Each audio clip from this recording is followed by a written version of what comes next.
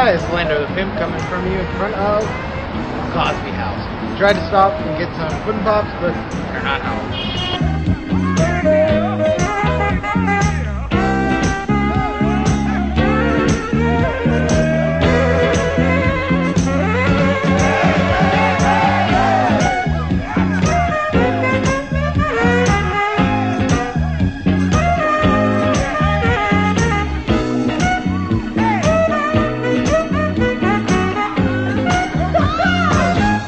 The best elevator music I've ever heard.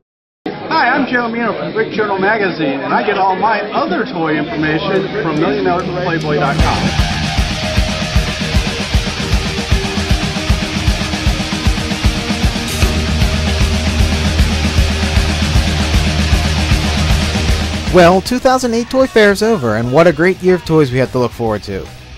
This podcast features my highlights and favorite toys previewed this year. There's so much that we saw that I couldn't possibly cover everything, so here are a few of my favorites. The Hasbro showroom began with a presentation of the big action figure license lines. We were presented with footage from the films of The Incredible Hulk, Iron Man, Indiana Jones, and The Clone Wars. And, along with that, a presentation of the toys that accompany these films. A presentation of the Transformers and G.I. Joe was also given with a previs and images shown of the new G.I. Joe film.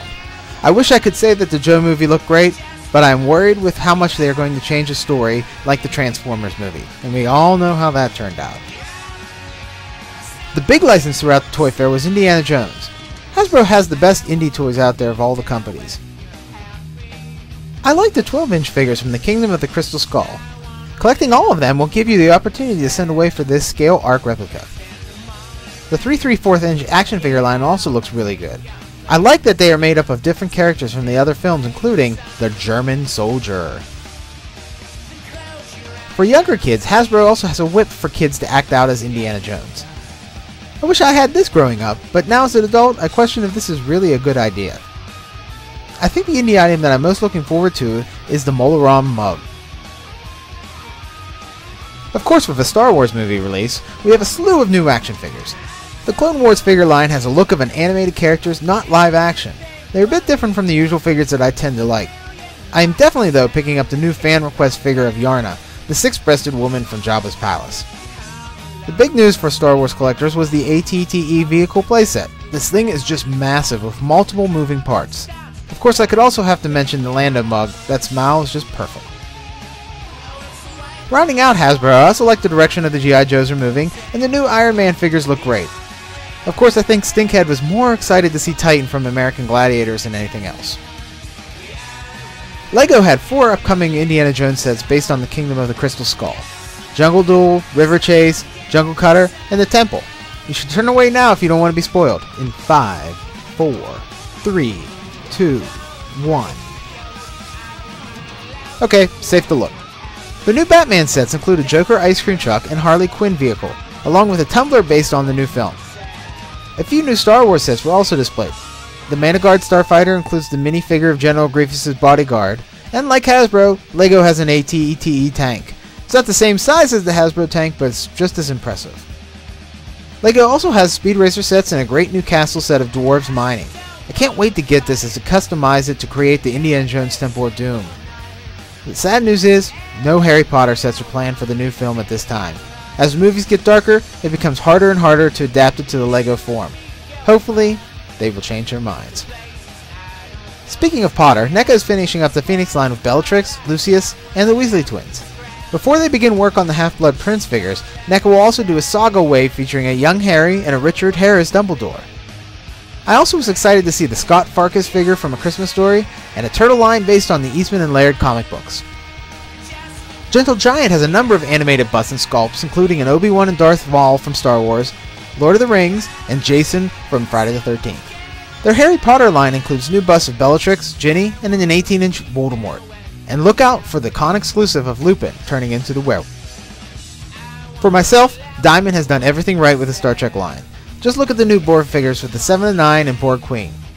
Wrapping up the Next Generation line this year, Diamond has moved into Deep Space Nine and continued with the Wrath of Khan figures, while also adding Kirk and Spot from Star Trek The Motion Picture. Mini-Mates continue to go strong with more Back to the Future, Silence of the Lambs, and Star Trek Borg. I really need to fit my car with this Back to the Future flux capacitor. The big news was the 18-inch talking Star Wars and Indiana Jones figures. No pictures, but I can tell you that we saw Darth Maul and Obi-Wan. Batman fans hopefully are as excited as I am with the new figures based on the Killing Joke graphic novel. I am also into the new Smallville action figures. Sure, they tried this before, but now we can have costume heroes of the show. The holy grail for me, though, was the Superman cape replica. The building block geek in me is really interested in the new King Arthur Mega Block set, and I even checked out a new toy called Cuba Maze that you can build towers with a series of colorful, transparent, interlocking cubes. Sure, it's a bit educational, but that is not always bad. The Mattel Heath Ledger Joker looks awesome, but don't count on enjoying the other Batman figures. Tonner also has a great Voldemort, along with Dobby and a creature figure that I wasn't allowed to photograph. Of course, David Horriff also had new Ugly Dolls.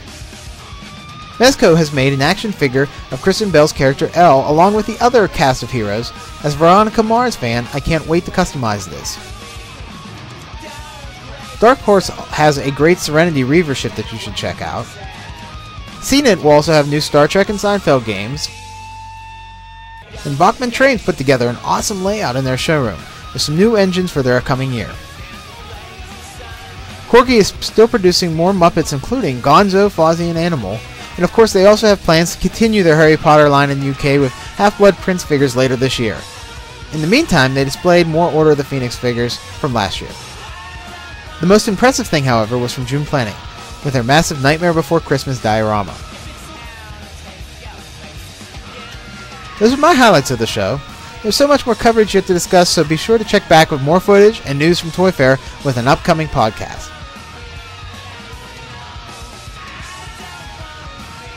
This podcast wouldn't be possible with the help from our sponsors, UrbanCollector.com, BTTF.com, BigBadToyStore.com, Brian'sToys.com, and FreeBento.com.